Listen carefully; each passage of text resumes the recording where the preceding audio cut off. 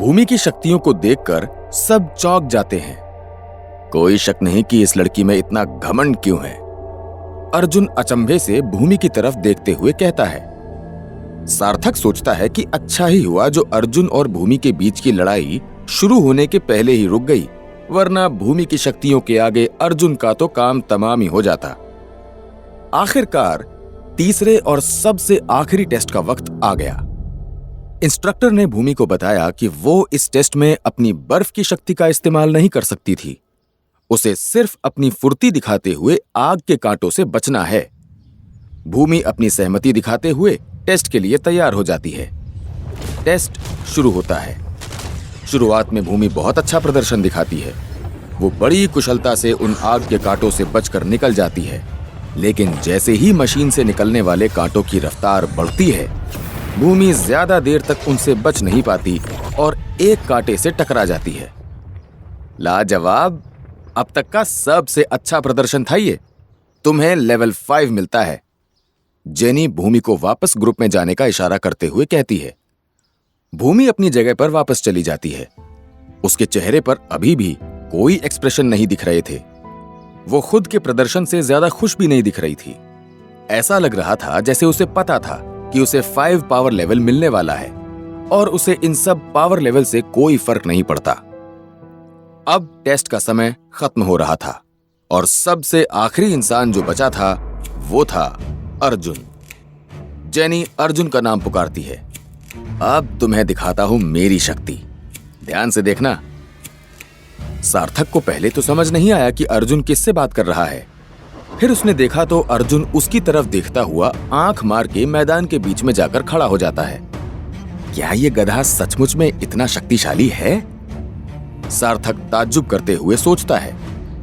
ज्यादातर जिनके पास ज्यादा शक्ति होती है वो या तो घमंडी होते हैं या खुलेआम अपनी शक्तियों का प्रदर्शन करते फिरते हैं या फिर अपनी शक्ति के बारे में बिल्कुल भी बात नहीं करते। लेकिन अर्जुन थोड़ा अलग था। वो घमंडी तो बिल्कुल भी नहीं था, बल्कि वो थोड़ा तड़कीला भड़कीला जरूर दिखता था। जब टेस्ट शुरू हुआ तब वहां मौजूद सबके मुंह खुले के खुले रह गए। हर टेस्ट में अर्जुन हूबहू वैसा ही प्रदर्शन कर रहा था जैसा भूमि ने किया था। आश्चर्य की बात तो ये थी कि अर्जुन के पास भी बर्फ निकालने की ही शक्ति थी। उसने भी बर्फ की शक्तियों को उतनी ही बखूबी से इस्तेमाल किया जैसा भूमि ने किया था। देखा, कहा था ना मैंने, मैं बहुत शक्तिशाली हूं। अर्जुन खुश होते हुए अपने हाथ में बंधी घड़ी की तरफ इशारा करके अपने नए बेस्ट फ्रेंड सार्थक को दिखाता है। उस घड़ी में पावर लेवल 5 दिख रहा होता है। अर्जुन का बर्फ प्रदर्शन देखकर सार्थक गहरी सोच में पड़ जाता है और सोचने लगता है कि आखिर अर्जुन की शक्ति क्या है। जब अर्जुन सार्थक से पहली बार मिला था तब अर्जुन आगे होकर उससे हाथ मिलाने आया था। उस समय सार्थक के सिस्टम ने उसे चौकन्ना कर दिया था कि अर्जुन उसकी शक्ति का इस्तेमाल कर रहा है, पर किसी वजह से अर्जुन ऐसा कर नहीं पाया था। अगर अर्जुन के पास बर्फ बनाने की शक्ति होती तो जब उसने सार्थक से हाथ मिलाया था तो उसका हाथ बर्फ से ठंडा पड़ जाना चाहिए था। सिवाय इस बात के कि सार्थक में दूसरों की शक्तियों को रोकने की शक्ति हो, पर ऐसा होना असंभव लगता है। सिर्फ यही नहीं, अर्जुन थोड़ा अजीब सा बर्ताव भी कर रहा था।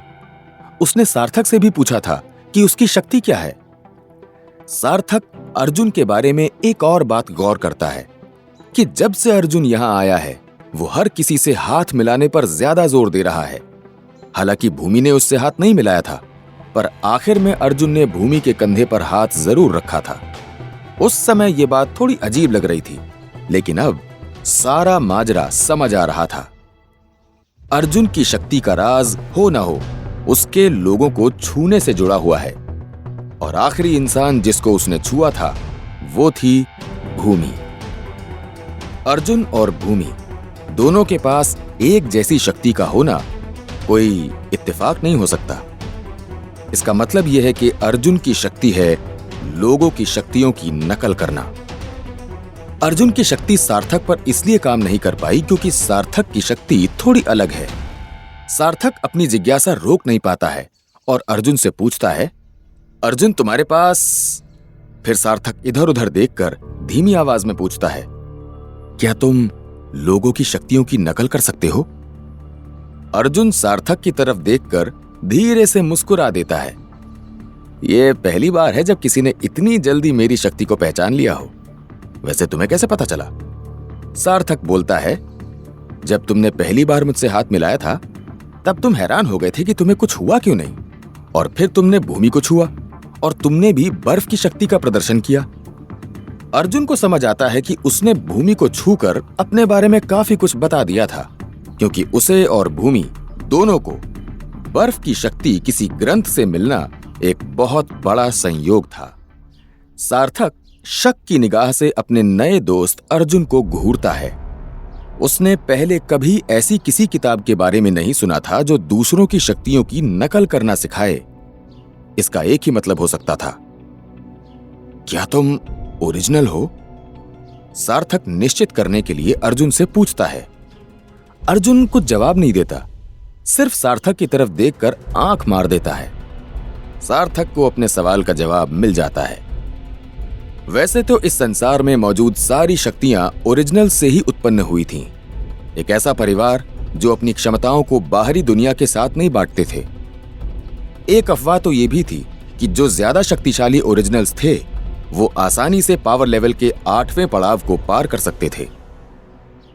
टेस्ट खत्म होने के बाद वो नकाबपोश आदमी उन 5 बच्चों को उस मैदान से उठाकर अपनी टेलीपोर्ट की शक्ति से एक बिल्डिंग के सामने भेज देता है। ये वही जगह थी जहां सारे बच्चे आज से आगे आने वाले अपने 2 साल बिताएंगे। ये एक एकेडमी थी। वो एकेडमी बहुत ही विशाल, लंबी और भव्य थी। ऐसा लग रहा था मानो 3 बड़े-बड़े होटलों को मिलाकर एक एकेडमी बनाई है। उस एकेडमी के सामने 10 अलग-अलग टीचर खड़े हुए थे जो बच्चों के आने का इंतजार कर रहे थे। एक-एक करके 5 बच्चों का ग्रुप उन टीचरों के सामने भेजा जा रहा था और उन्हें वहां पर तब तक रोक कर रखा था जब तक कि बाकी बच्चे अपना टेस्ट पूरा करके नहीं आ जाते। सार्थक को जो टीचर मिला था उसके सामने 20 बच्चे और आकर खड़े हो गए थे। ठीक है, मेरे पीछे आओ, मैं तुम्हें पूरी एकेडमी दिखाता हूं, वो टीचर उन बच्चों को देखकर कहता है। उस टीचर का नाम दिनेश था। दिनेश एक अधेड़ उम्र का हरे रंग के घुंघराले बालों वाला आदमी था। उसने चेहरे पर एक गोल चश्मा भी लगा रखा था। दिनेश एकेडमी में अपने आसपास की जगह को बच्चों को समझाता हुआ चलता जा रहा था। उसके चेहरे पर पूरे टाइम एक हल्की मुस्कुराहट थी। तुम लोग अपने आसपास के बच्चों से जल्द जान पहचान करना शुरू कर दो, दिनेश बच्चों को समझाते हुए आगे कहता है। तुम सब एक दूसरे के क्लासमेट हो। ये सुनकर एकदम से सभी बच्चे टूर के साथ साथ एक दूसरे से बातचीत करते दिखाई देने लगते हैं। हालांकि सार्थक एक परेशान कर देने वाली बात गौर करता है, वो ये कि लेवल 2 वाले छात्र लेवल 3 वाले छात्रों से दोस्ती करने की कोशिश कर रहे थे और लेवल 3 वाले छात्र लेवल 4 वालों से दोस्ती करना चाह रहे थे। सार्थक और प्रखर ये दोनों ही अकेले ऐसे बच्चे थे जो लेवल 1 पर थे और ग्रुप में सबसे पीछे चल रहे थे। प्रखर इस बात से निराश होकर अपने पांव घसीटकर मुंह नीचा करके चलने लगता है। ऐसा लग रहा था कि सार्थक से कहीं ज्यादा प्रखर को इस बात का बहुत धक्का पहुंचा है। सार्थक ने तो ऐसे बर्ताव का अनुमान टेस्ट्स के दौरान ही लगा लिया था। खैर, फिर सार्थक अपने आसपास अपने नए दोस्त अर्जुन को ढूंढता है, पर हैरानी की बात यह थी कि वो उसे कहीं भी दिखाई नहीं देता। तो तुम यहां हो? अर्जुन एकदम से सार्थक के पास आकर कहता है। ओह गॉड, सारे बच्चे झुंड बनाकर मेरे ऊपर ही चढ़ने लग गए थे। बड़ी मुश्किल से पीछा छुड़ाकर आया हूं। वहां से निकलकर मैंने देखा तो तुम जा चुके थे। चलो मिल गए हो तो साथ में एकेडमी देखते हैं, क्या कहते हो दोस्त? सार्थक को अर्जुन बहुत ही अजीब लगता था, पर फिर उसे ख्याल आता है कि इस स्कूल में कोई 5 लेवल वाले दोस्त का होना एक अच्छी ही बात है। अर्जुन प्रखर को देखता है जो सार्थक के साथ खड़ा हुआ था। ओए तू मुंह लटकाना बंद कर यार और चल हमारे साथ। प्रखर अर्जुन की तरफ देखता है और खुद की तरफ उंगली करके पूछता है, कौन? मैं? अर्जुन प्रखर को जवाब देता है, हाँ भाई प्रखर, मैं तुझसे ही कह रहा हूं, और कोई तो खड़ा नहीं तेरे पीछे। तो तुझे ही बुलाऊंगा ना। वो तीनों फिर साथ में चलने लगते हैं। तभी उस टूर के दौरान उन बच्चों को स्कूल में मौजूद एक बैटल फील्ड दिखाया जाता है, जहां पर उसी तरह की मशीनें लगी हुई थीं जैसी उन लोगों ने टेस्ट के दौरान देखी थीं। यहां तक कि वहां बहुत से वैसे ही स्क्वायर प्लेटफॉर्म भी बने हुए थे। चलते चलते उन बच्चों को स्कूल में अलग अलग क्लासेस भी दिखाई जाती हैं, जैसे युद्ध लड़ने की क्लास, खेल कूद की क्लास, और इसके साथ उन्हें और भी कई सारी मिलने वाली सुविधाएं दिखाई जाती हैं। जिस भी जगह पर बच्चे पहुंच रहे थे, दिनेश हर उस जगह को अच्छे से दिखाता और समझाता हुआ जा रहा था। हालांकि सार्थक को इसमें बिल्कुल भी मजा नहीं आ रहा था। दिनेश की बातों में उसे कोई दिलचस्पी नहीं थी, जब तक कि लाइब्रेरी नहीं आ गई। लाइब्रेरी को देखते हुए सार्थक खुश हो गया। जैसा कि तुम सब देख सकते हो, इस लाइब्रेरी को 3 समान मंजिलों में बांटा गया है।